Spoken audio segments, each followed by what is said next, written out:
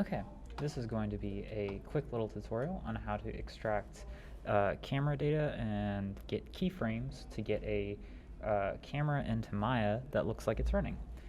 All you need for this is any footage of yourself from your cell phone. It doesn't need to be super high quality. What you should look out for is just making sure you get parallax in your video. Hallways are ideal, but as long as you have objects that the camera can definitely see and be like, this is where this thing is, and you have a lot of those, you'll get better data. So I also have a motion capture data to show an example. But when you have your running reference, and you'll pull up Nuke, and we'll go ahead and bring our reference into Nuke. You can drag this little viewer onto the reference. See that it's playing here in Nuke. It's buffering out a little bit. So what we will do is, if you hold right click, 3D camera tracker. So you'll grab this camera tracker source after it takes a second to think about it.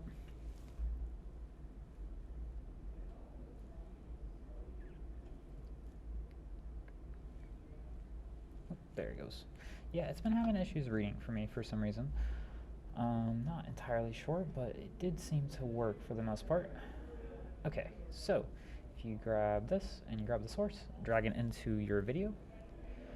When you click on your camera tracker here, you'll see over here you have a few options.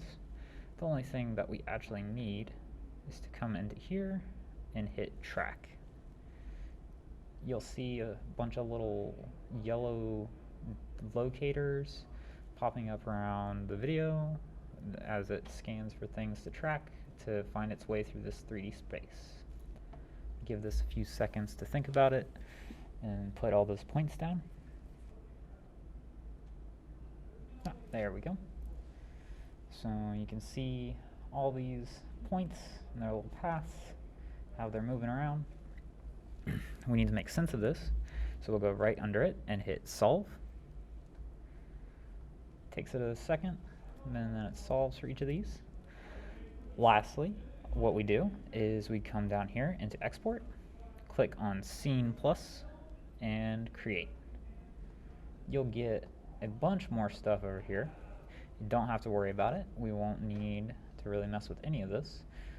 If you are curious, you can grab your viewer and plug it into the scene that was created, and you will see we now have our camera.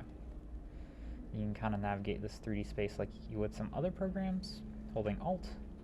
If you scrub through, you'll see the camera, which is animated, just like how I ran with my cell phone, more or less. The more the things you have to track, the better the keyframes will be. As you can see, I don't have a ton of locators here, but enough to get what I'm going for. Okay, so lastly, to get this into Maya, what we have to do is hold right click, we'll go up to geometry, and we'll go to right geo. We'll grab this right geo and we plug it into our scene that we have. In this file, we want to save it in a place that we can find it. I'm going to go ahead and put it in my users into this little tutorial folder that I have, running cam tutorial. I'm going to go ahead and name it, saying cam export.fbx. Go ahead and open. It gives us a file type for FBX, and everything else looks good. So we will come down here and hit execute. We want to go ahead and change the input to global so we get all the frames. This wasn't a very long shot, so it's only 105 frames. The longer your footage, the more frames you'll have. It also tends to go with the speed that you're running or jogging at as a base start, so keep that in mind for how you're wanting to film. Now that we have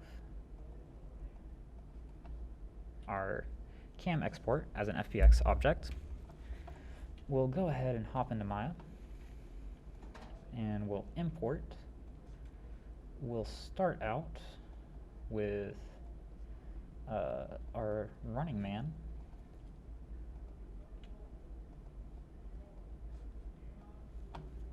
Just as something to film, you know, see what we're doing. He has come in quite large. Yep, there he is. We can go ahead and maybe grab all of this, group it, call this our little running man. Let's see him run around a little bit. Yeah, there he goes. Okay. Something just to clean up your workspace if you plan on doing something like this. Going and selecting all your locators and turning the local scale down. It's just information. We don't really need to see it. Okay, now that we have a running man, and I'll leave him this big for now. Obviously, whatever scale you're working with is going to vary. Anyways, I've found that your camera will never come into the exact scale that you need it, so you'll always have to mess with it. But we're going to go ahead and import or cam export. And you'll see here we have a camera with a very similar looking thing. A lot of really messy locators. Let's go ahead and clean up our workspace a little bit. Group it all together. And then let's make one more group on top of that.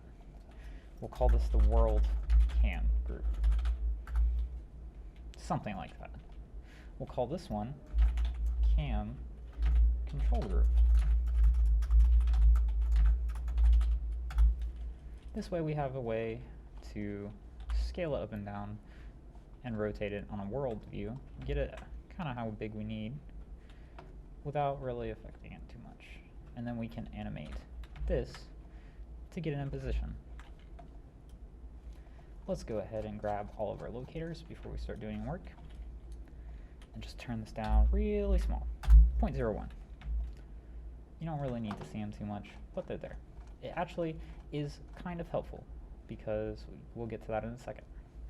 So if you see, we got our little camera running. These are just keyframes on your camera. So if you go into your graph editor, you can see what it's like. So if we go ahead and split this up into two panels so we can see what we're doing here, grab our camera one and let's turn off locators for this camera. We don't need to see that. And let's get our cam control group, get this in position, something like that, you know? Okay. So if we just start scrubbing through, if your timeline is ever not working properly, you go to Preferences, Time Slider, and it is, oh, I'm sorry, All. Update View All. It always takes me a second. Okay, so now if we scrub through, we'll see our camera is being quite shaky, doing things, you know? Let's get some like objects in here for him to run around. Just show a little bit more parallax in what's going on, you know? Okay. I think he was running something like this. So, if I remember right, you can actually keyframe this group to be what you need it. This camera is only up to about frame 500, so that's what I'll work with for now. How I like to just kind of make sure I get these cameras I want them to. That first frame, last frame. Let's get it something like that. Maybe a cool cinematic-ish shot. Cool. Set a frame there.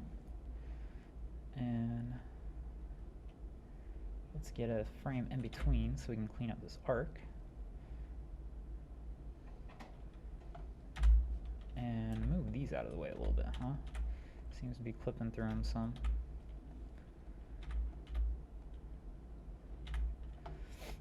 So now, when we come in here, play through this, we have a little running following cam. Oop, that is way too fast.